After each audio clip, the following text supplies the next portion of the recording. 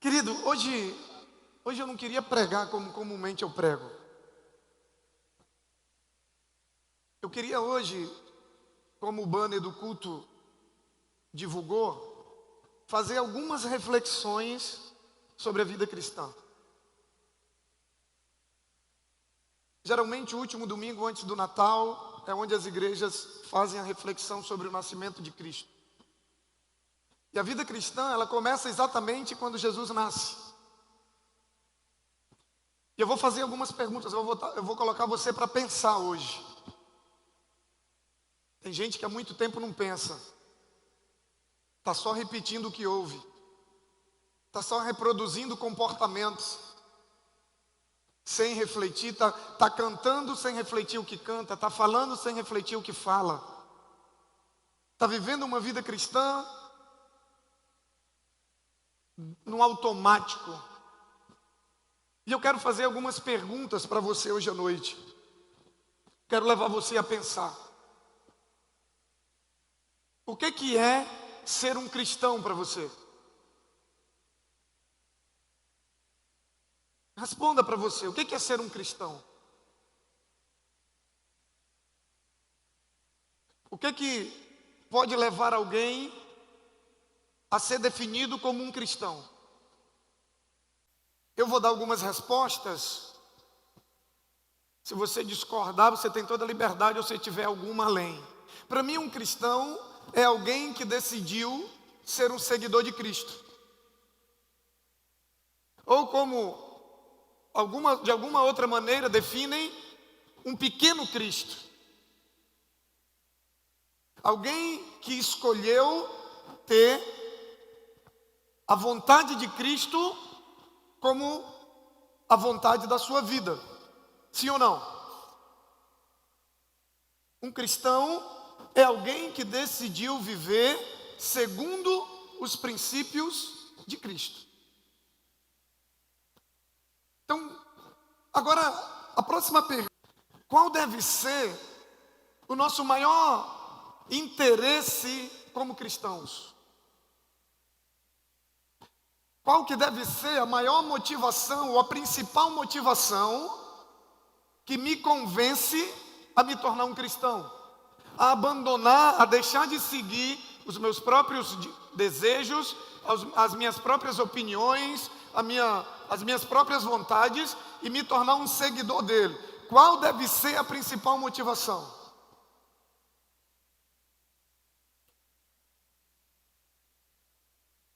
Você concorda comigo que deve ser a vida eterna? Sim ou não? Agora eu vou te fazer outra pergunta. Será que a vida eterna tem sido a principal motivação sua?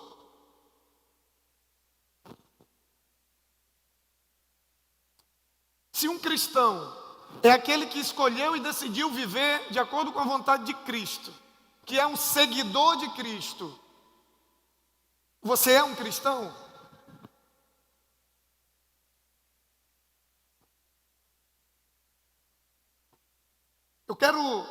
No final você vai entender onde eu quero chegar. Sabe, eu quero quebrar esse pensamento religioso,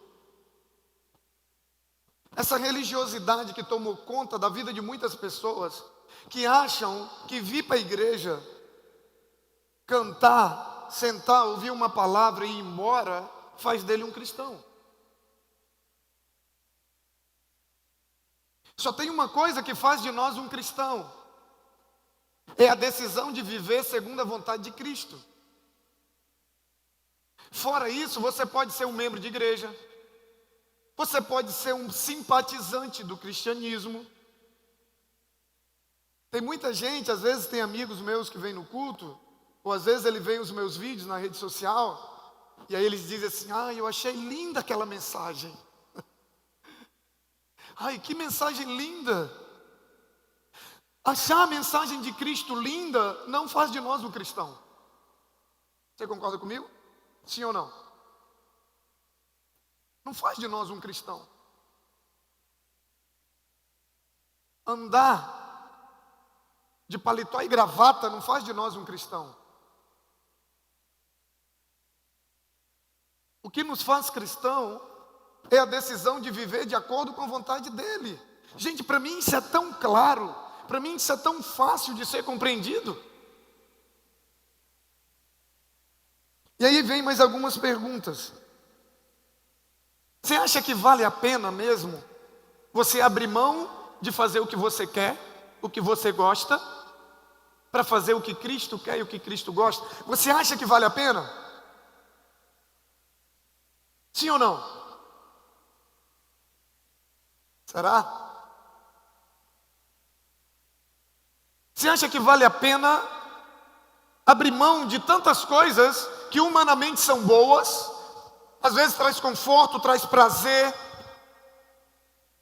Você acha que vale a pena deixar de ser você mesmo para ser um cristão? O que você acha mais importante? Conhecer ou praticar?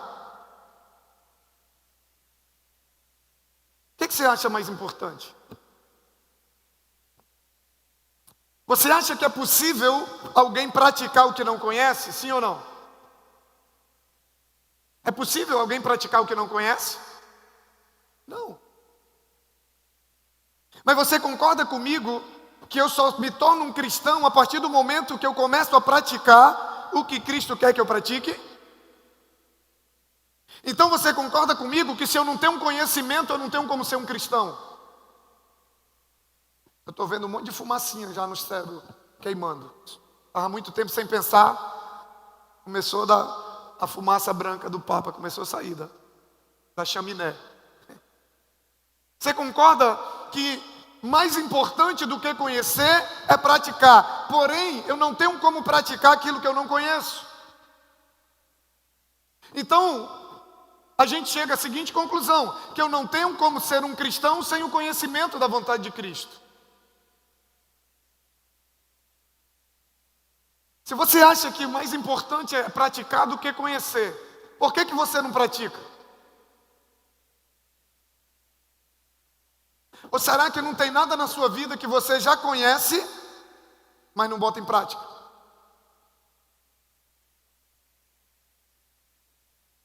Eu não quero falar daquilo que você ainda não conhece. Uma vez um amigo meu falou assim: rapaz, eu vou ler a Bíblia todinha de novo e tal. Eu falei: cara, realmente a gente tem que se preocupar muito com aquilo que a gente ainda não conhece, em conhecer. Só que a minha preocupação maior é com aquilo que eu já conheço, porque é isso que Deus espera de mim. Tudo aquilo que Deus nos ensina, que tudo aquilo que eu já ouvi pelo menos uma vez, Deus já espera de mim atitude de obediência. Isso é ser um cristão. Vamos lá. Você acha que Deus sabe o que é melhor para mim e para você? Sim ou não? Quem acha que Deus sabe? Levanta a mão. Quem acha que Deus não sabe? Nem sempre Deus sabe o que é melhor para nós. Levante a mão. Os que não estão pensando nem levantaram, nem na primeira nem na segunda. Então não conseguiram começar a pensar ainda. Eu quero que você entenda, eu quero que você perceba como há uma série de incoerências na nossa vida como cristãos. Ou uma série de incoerências entre o nosso discurso e a nossa prática. Então, você concorda que Deus sabe o que é melhor para nós? Você também concorda que Deus pode todas as coisas, sim ou não? Terceira pergunta desse ponto: você concorda que Deus nos ama mais do que todas as coisas? Deus já provou isso, sim ou não? Romanos 5,8 diz que Deus prova o seu amor para conosco, sendo que Ele deu a vida do seu único Filho na cruz por nós, sendo nós ainda pecadores. Então o texto diz que Ele prova. Então olha só, você acredita, você me disse que você crê que Deus sabe todas as coisas, que você crê que Deus pode todas as coisas, e que você crê que Deus nos ama acima de todas as coisas. Vou reforçar ainda mais o entendimento. Você acredita que Deus seria capaz de me dar algo, ou de permitir algo na minha vida, ou de tirar algo da minha vida que não fosse para o meu bem? Sim ou não?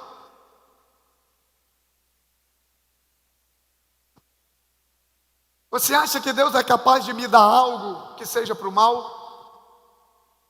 Você acha que Deus é capaz de me privar de algo que não seja para o meu bem? Deus é Pai? Sim ou não? Presta bem atenção. Se eu creio que Deus sabe todas as coisas, se eu creio que Deus sabe o que é melhor para mim, se eu creio que Deus me ama a ponto dele ser incapaz de me orientar a algo que não é para o meu bem, ele é incapaz de me pedir para fazer ou deixar de fazer algo que não seja para o meu bem, porque eu confio no amor dele por mim, eu confio que ele sabe, eu confio que a vontade dele é boa, perfeita e agradável. Tudo isso que eu falei, você concorda, sim ou não? Está na Bíblia, sim ou não? Mas por que a gente não obedece? Por que tem coisas que ele diz para a gente fazer e a gente não faz?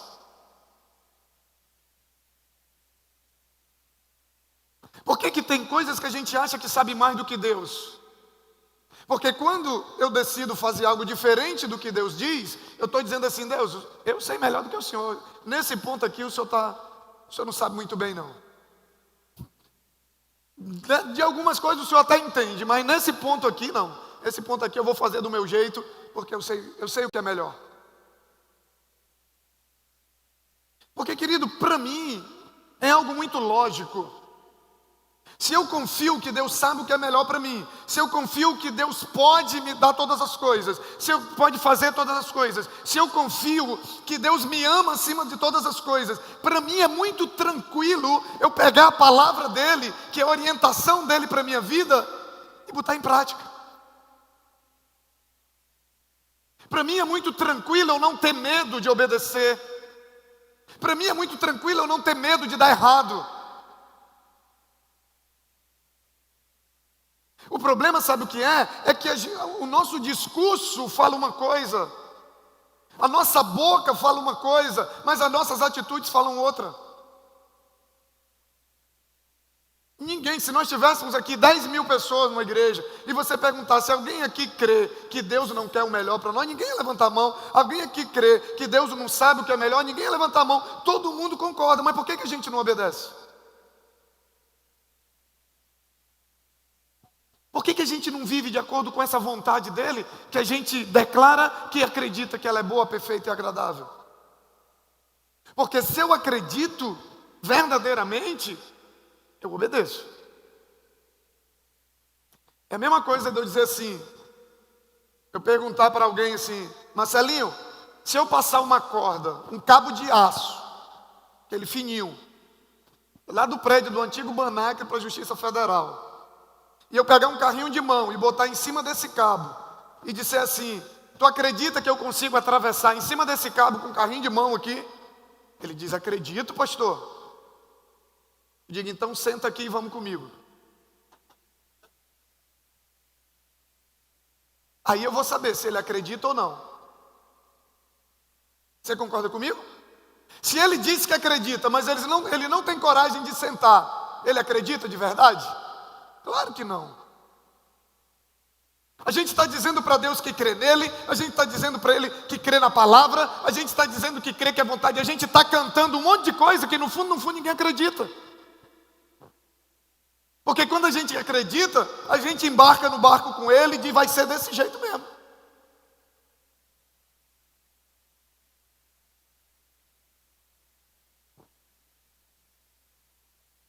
Só começando. Você crê que a Bíblia é a palavra de Deus? 100%? Se você não crê, querido, não tem problema não. Você não vai ser exorcizado aqui não. Porque tem gente que diz assim: não, tem algumas partes lá que eu acho que foi o homem. Deixa eu te falar, ou tudo foi o homem ou tudo foi Deus. O cara que diz para mim que ele não crê, ele diz: não, para mim a Bíblia foi o homem que escreveu, eu não creio que foi Deus.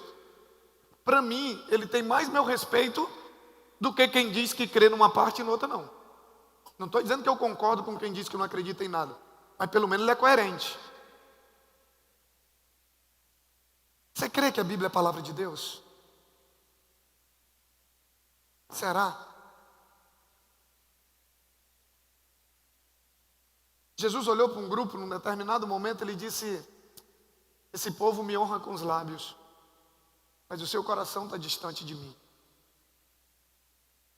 Em outro momento ele olha e diz: por que vocês me chamam Senhor, Senhor e não faz o que eu mando? Ele está dizendo assim: por que vocês falam tanto que acreditam em mim, mas não me obedecem? Porque quando a gente chama alguém de Senhor, é um pronome de tratamento que a gente usa para com as autoridades, sim ou não? Ó, a mensagem tem até aula de português. Vai de graça essa dica. Vai cair no Enem. Quando você chama alguém de senhor, é um pronome de tratamento que você usa com autoridade. E a sua relação com a figura de autoridade é uma relação de quê?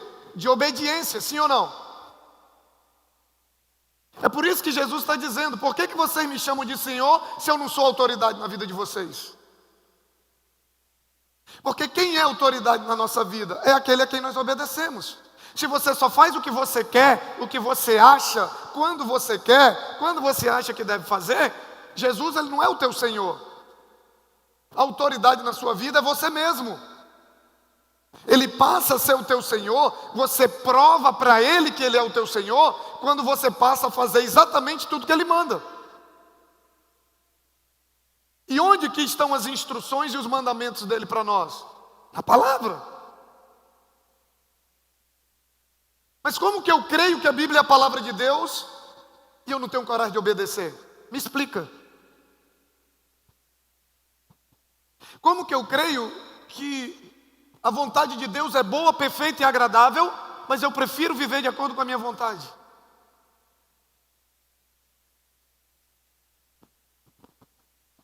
E aí a gente entra num processo religioso, a gente entra num piloto automático, a gente entra num cumprimento de rituais, e aí a nossa vida não muda, as coisas não acontecem, a gente não desfruta do que Deus tem de melhor para nós.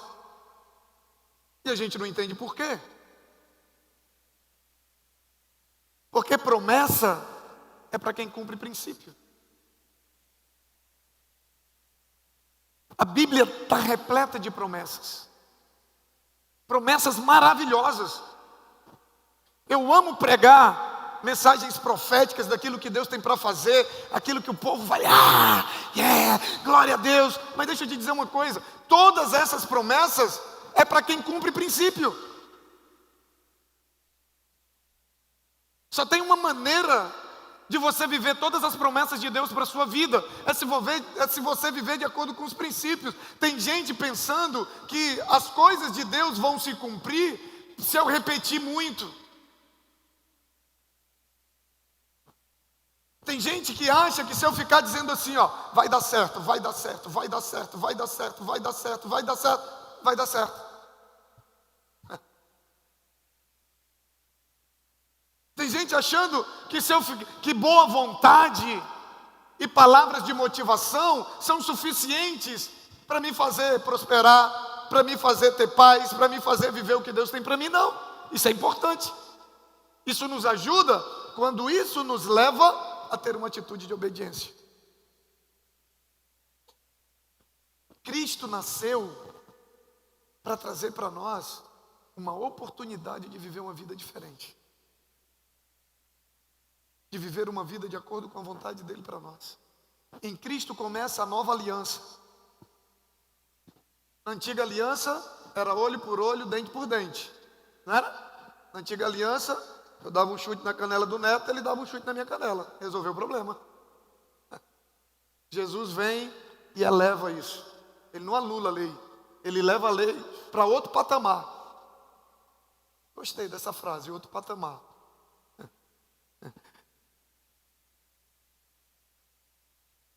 Ele leva a lei para um outro nível.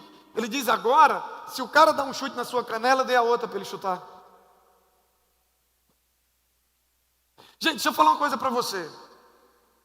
Deixa eu te dizer uma coisa.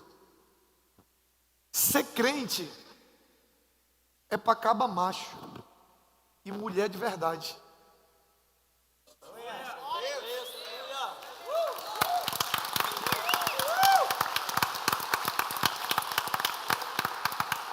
Você lembra quando Deus levanta Josué para assumir a direção do povo no lugar de Moisés?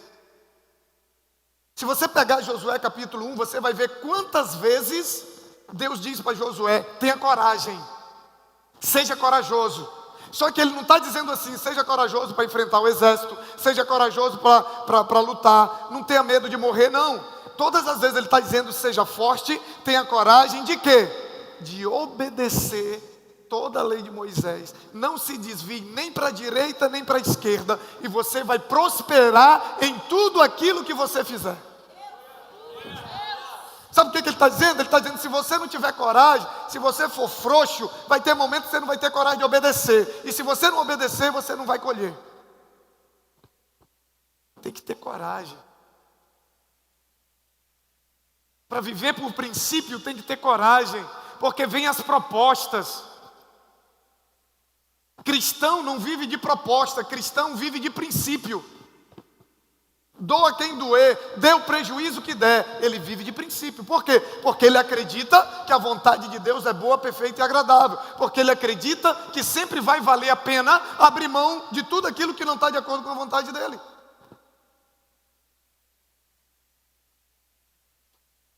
Então você acredita que a Bíblia é a palavra de Deus? Você acredita que a vontade de Cristo está no Novo Testamento? Sim ou não? Mas você não vive. Então você não é cristão. Estou fazendo pergunta, não estou afirmando nada.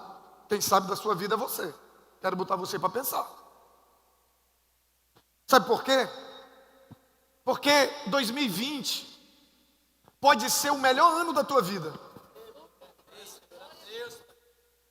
2020 pode ser o melhor ano da tua vida.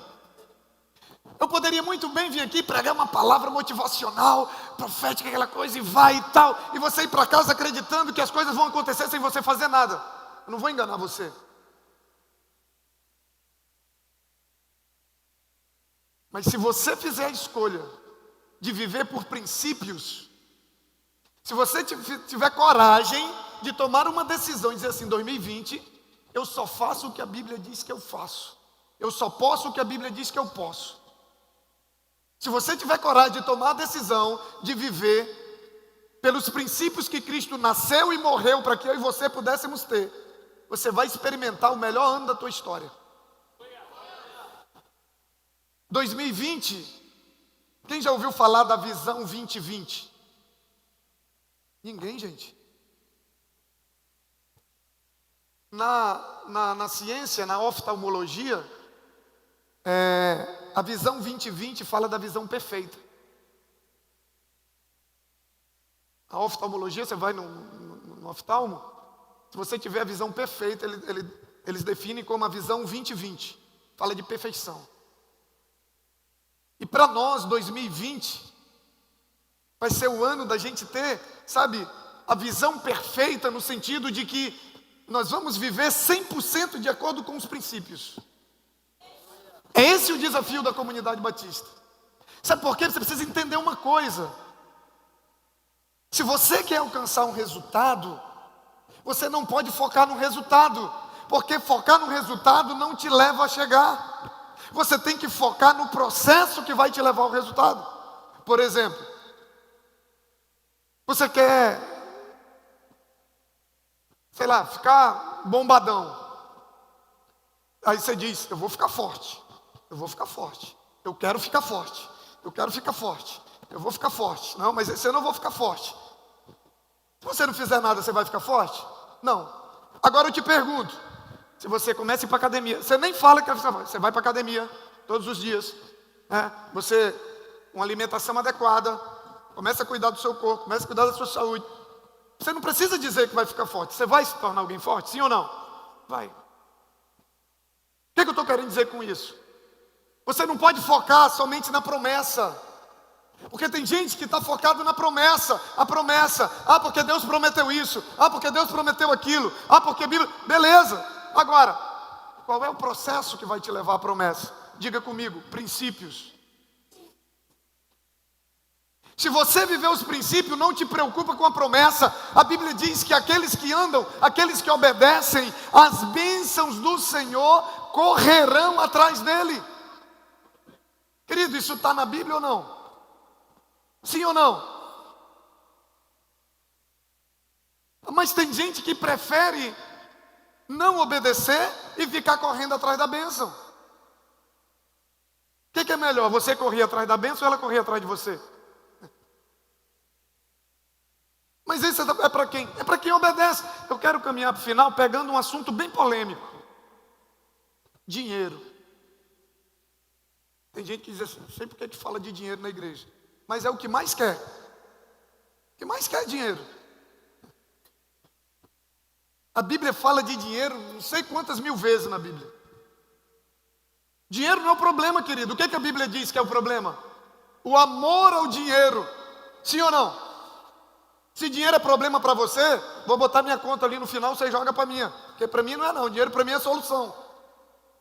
Ajuda um monte de gente, sabe, melhora um monte de coisa na obra, na minha vida, um monte de coisa. Se é problema para você, para mim não é. Problema é o amor ao dinheiro. É quando o dinheiro ele é um excelente servo, mas ele é um péssimo patrão. Quando ele começa a mandar na sua vida, quando o dinheiro começa a definir os teus princípios, quando o dinheiro começa a te impedir de cumprir princípio, aí ele se tornou uma maldição na tua vida. Quando você quebra princípio por causa de dinheiro, aí ele começou a virar um problema. Mas dinheiro nunca foi um problema na Bíblia, nunca foi um problema para Deus. Deus não apresenta o dinheiro na Bíblia como um problema, pelo contrário. Se você olha para o povo de Israel, era o povo mais próspero que tinha em toda a história da Bíblia. Você pode pegar do Antigo Testamento, no Novo Testamento, você pode ver que era o povo mais próspero que tinha. Por quê? Porque a prosperidade é uma promessa de Deus para quem obedece. Você nunca vai prosperar no nível que Deus tem para você. E eu vou te falar, Deus tem coisas grandes. Deus tem coisas grandes. Independente de onde você vem, independente da situação que você está. Você vai para a Bíblia, as promessas de Deus são coisas grandes. Ah, pastor, por que eu não vivo? Porque você não cumpre o princípio.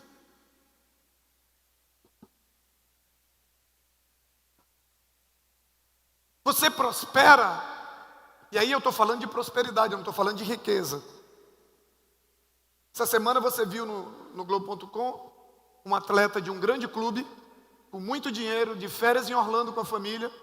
4h30 da manhã, a esposa dele posta um vídeo com a cara toda estourada, que ele tinha agredido ela. Ele tem dinheiro? Tem. Ele é rico? É. Ele é próspero? Não. Estou falando de prosperidade. Mas também não dá para você ser próspero com um cara do aluguel batendo na tua porta todo mês e tu não tem dinheiro, concorda comigo? Você acha que um pai quer ver um filho passando necessidade? Sim ou não? Claro que não. Você acha que um pai pudesse dar tudo de melhor para o filho, ele daria? Sim ou não? Deus pode todas as coisas? E por que você não tem então? Por que você está vivendo uma realidade que não é a que Deus queria que você vivesse? Eu vou te dar um único motivo. Falta de obediência. Porque a obediência não é numa área só. Tem gente que, como eu falei, para você prosperar, a Bíblia fala de 3 princípios. Deixa eu ver aqui o horário. Você tem que trabalhar, a Bíblia diz que aquele que não trabalha, nem comer ele deve. Aquele que não trabalha, não coma. Segundo, você tem que ser fiel. E terceiro, você tem que ser um bom administrador. Não precisa ser administrador de empresa. Mas você precisa entender que você não pode gastar mais do que o que você ganha. Porque por mais que você seja um dizimista, você quer viver um padrão de vida que você ainda não tem condição, você nunca vai prosperar. Porque ninguém prospera pelo que ganha. Todo mundo prospera pelo que deixa de gastar. Quem gasta mais do que ganha nunca vai prosperar. Pode ganhar 100 mil, ele vai gastar 130.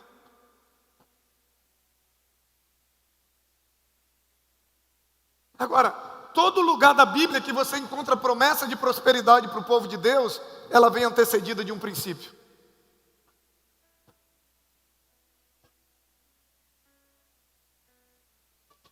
Trazei a casa do tesouro, todo dízimo a casa do tesouro.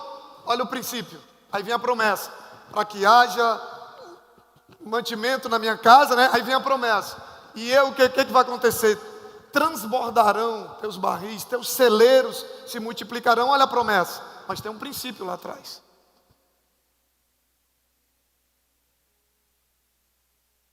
O problema é que a gente quer a promessa sem um princípio. A promessa é muito boa de ouvir. Quando você ministra uma palavra profética em cima de uma promessa, nossa, todo mundo vai à loucura, sai motivado do culto. Mas deixa eu te falar uma coisa, é melhor você ouvir algo que talvez não agrade muito aos teus ouvidos, mas que vai trazer um resultado prático na tua vida, do que você, receber uma palavra motivadora que não vai gerar resultado nenhum, a não ser naquele momento. Quando você chegou em casa, a adrenalina já baixou, acabou, não vai acontecer mais nada.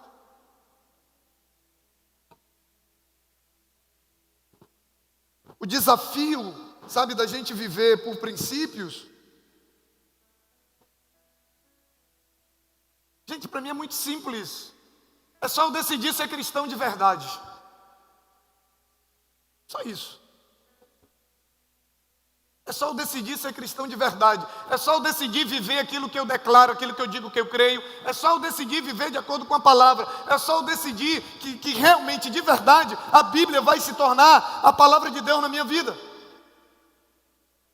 A Bíblia diz que a gente tem que servir, sim ou não? Sim ou não, gente? E por que você não serve? Por que você só quer ser servido?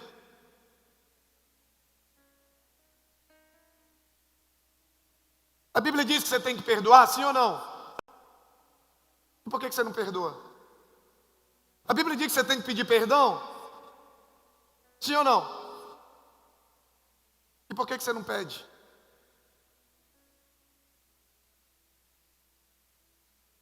Porque você não quer viver o que Deus tem para você. Você não quer. A Bíblia diz: aquele que cresce veria a glória de Deus. Quer ver a glória de Deus em qualquer área da tua vida? O que é glória, pastor? As coisas acontecendo, é você crescendo, é você prosperando, é o nome de Deus sendo glorificado. Quer ver? Começa a obedecer. Começa a obedecer. Deixa eu falar uma coisa para você. Eu acredito nessa palavra. Eu acredito em 100% do que está aqui. Eu acredito, a maneira de você prosperar, não é só trabalhando, não é só se matando de trabalhar, não. Com isso você vai adquirir riqueza, vai ganhar muito dinheiro. Mas a maneira de prosperar é você sendo fiel ao Senhor. É você deixando de confiar no teu dinheiro e passar a confiar na provisão e na providência de Deus. Eu acredito em tudo que está aqui, porque foi essa palavra que mudou a minha vida. Foi essa palavra que me tirou da droga. Foi essa palavra que me tirou da prostituição. Foi essa palavra que trouxe sentido para a minha vida. É essa palavra que está mudando a vida dos meus filhos. É essa palavra. A única coisa que você precisa para ter um feliz ano novo é você decidir viver por essa palavra. Ou então para de dizer que é cristão e vai viver a tua vida do jeito que você quiser. A vida é sua. Você tem liberdade de fazer dela o que você quiser. Agora, se você não está comprometido com isso, para de dizer que está. Para de envergonhar o nome dele. Porque a tua falta de prosperidade envergonha o nome dele. Ninguém glorifica a Deus pela vida do mendigo. Porque Deus não nos criou para ser mendigo. E o nome dele não é glorificado na sua vida, não só no que você é, como no que você tem, porque você não obedece. E quando você não obedece, as coisas não acontecem. E quando não acontece, você envergonha o nome dele. Decida ser um cristão de verdade. Decida ser homem e mulher de Deus. Decida parar de brincar com Deus. Decida parar de brincar com a palavra. Se a Bíblia diz que acabou. A Bíblia não foi feita para ser questionada, a Bíblia foi feita para ser obedecida. Eu preciso tirar você dessa zona de conforto. Eu preciso tirar você dessa zona de religiosidade. Eu preciso levar você para esse princípio, porque eu quero ver o melhor de Deus se cumprindo na sua vida. Eu quero ver você viver tudo que eu tenho vivido. Eu quero ver Deus levar você a lugares que você nunca imaginou. Se você for viver pelas suas próprias forças, você só vai viver aquilo que está ao teu alcance. Quando você decide viver por essa palavra, você vai viver coisas que jamais você teria como viver sozinho.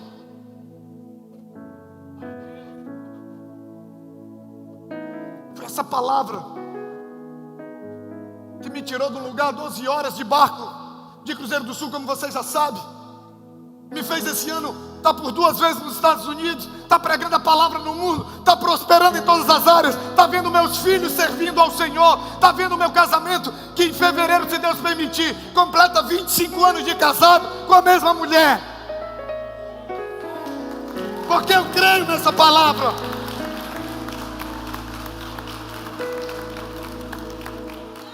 Nada que eu tenho, nada que eu sou, eu teria ou eu seria se não fosse essa palavra.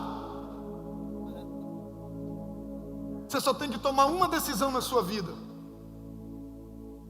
é deixar que essa palavra seja autoridade na sua vida. Pare de brincar. Pare de escolher o que você vai obedecer. Pare de duvidar. Pare de ter medo. Viva de acordo com aquilo que você diz que acredita. Porque dizer que acredita não muda nada na tua vida. E lembre, para você poder obedecer, você tem que conhecer. Sem conhecer, você não obedece. E se não obedece, você não desfruta. Faça de 2020 um ano que você vai viver os princípios e vai desfrutar de todas as promessas de Deus para a tua casa, para a tua família, para a tua empresa, para os teus negócios.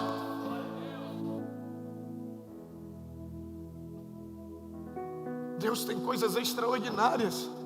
Mas não vai, eu não vou te enganar, não vai acontecer se você não decidir viver por isso aqui, ó. Quem tem coragem? Por que você tem coragem de dizer não? Porque não está de acordo com a palavra. Porque propostas não vai faltar.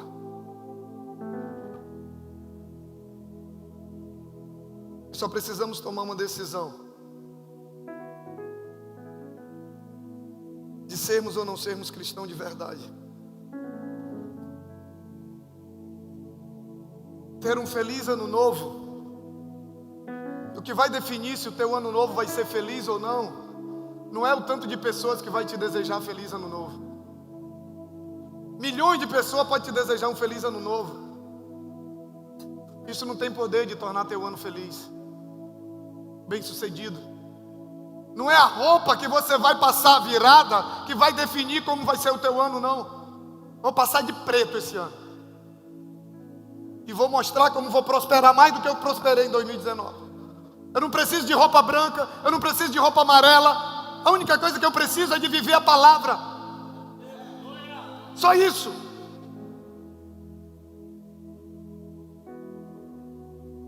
Ah, pastor, eu passo, mas eu não coloco fé nisso. Tá bom, tá legal. Me engana que eu gosto. Eu passo porque, sabe, eu sei. Porque você acredita mais no poder de uma roupa do que no poder da palavra. Só por isso.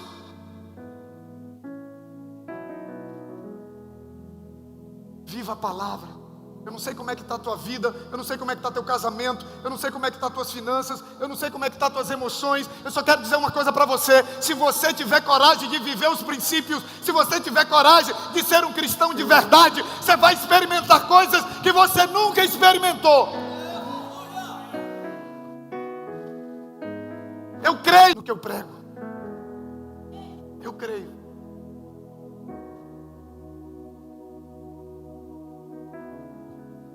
Fica de pé em nome de Jesus.